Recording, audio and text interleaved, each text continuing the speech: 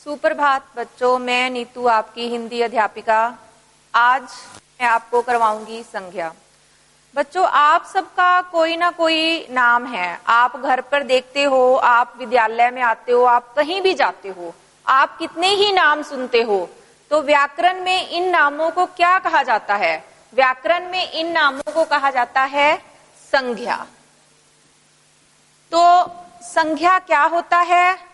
किसी भी व्यक्ति का नाम, किसी भी वस्तु का नाम, किसी भी स्थान का नाम या किसी भी भाव का नाम, वो होता है संज्ञा। संज्ञा में हम किसी भी व्यक्ति का नाम कह सकते हो, किसी भी वस्तु का नाम कह सकते हैं, किसी भी भाव का, किसी भी स्थान का, तो वो संज्ञा। जैसे आप इंग्लिश में करते हो noun, name of any person, name of any place, आपने किए होंगे नाउन। तो सेम हिंदी में वो संज्ञा है। इंग्लिश में नाउन है, हिंदी में क्या है? संज्ञा। तो किसी भी व्यक्ति, वस्तु, स्थान, भाव आदि के बारे में बताए वो है संज्ञा। तो संज्ञा के आगे देखो कितने भेद हैं। संज्ञा के आगे 3 भेद हैं। फर्स्ट है व्यक्तिवाचक संज्ञा, सेकंड है जातिवाचक संज्ञा और थर्ड है भाववाचक संज्ञा। अब व्यक्तिवाचक संज्ञा में क्या है?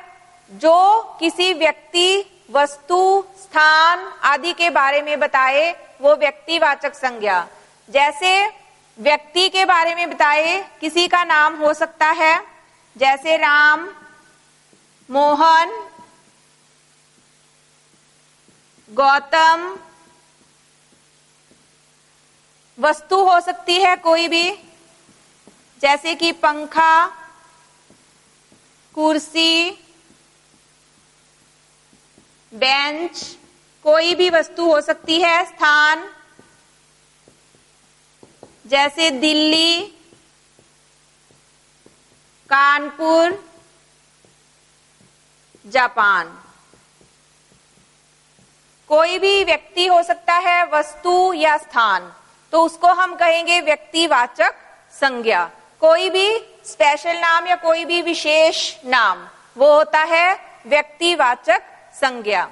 आगे है जातिवाचक संज्ञा। अब जातिवाचक संज्ञा में देखो क्या है, किसी एक ही, इसमें क्या है, किसी व्यक्ति, वस्तु या स्थान की जाति का बोध कराए।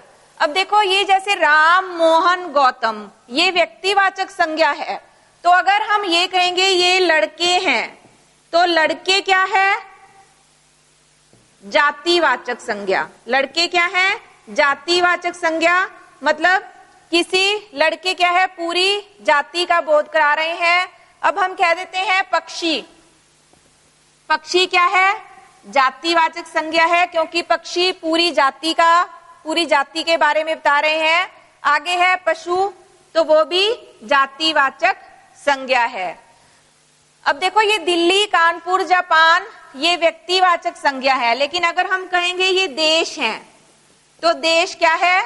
जातिवाचक संज्ञा है।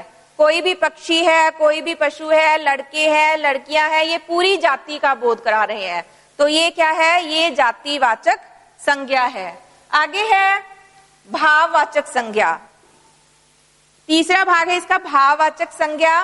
भाववाचक संज्ञा में क्या है? भाववाचक संज्ञा में हम किसी भी व्यक्ति के गुण, दोष, अवस्था के बारे में पता लगाए या अवस्था के बारे में बताते हैं, वो है भाववाचक संज्ञा।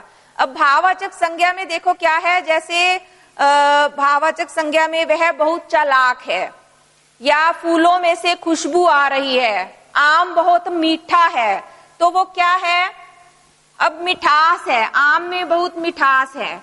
हम मिठास को छू नहीं सकते, लेकिन हम उसको महसूस कर सकते हैं। ये हमारे भाव हैं, वो है भाववाचक संज्ञा। मुझे बहुत खुशी हो रही है। खुशी हो रही है, खुशी होना क्या है? खुशी होना है भाव। हम उसको देख नहीं रहे, हम उसको छू नहीं सकते, लेकिन वो हम महसूस कर सकते हैं। किसी को गुस्सा आना, किसी का चालाक होना, किसी वस्तु में मिठास होना, किसी में कड़वाहट होना, तो वो क्या है? ये सब उसके भाव हैं। ये हम उसको छू नहीं सकते, हम उसको महसूस कर सकते हैं। तो ये है भाववाचक संज्ञा। तो संज्ञा क्या है? संज्ञा क्या है? किसी भी व्यक्ति, वस्तु, स्थान, भाव का नाम, वो है संज्ञा।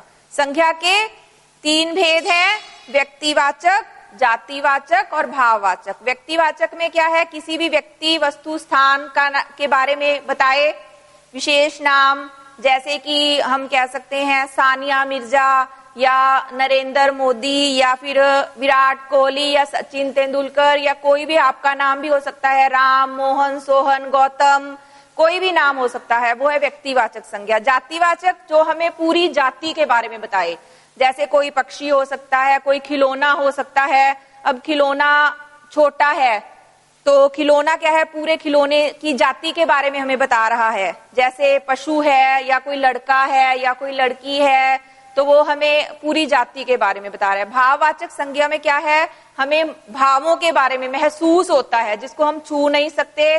खुशी, गुस्सा, हैरानी, चालाकी, कुछ भी हो सकता है। ये भाव है जो हम महसूस कर सकते हैं, उसको छू नहीं सकते। धन्यवाद। घर पर रहें, सुरक्षित रहें।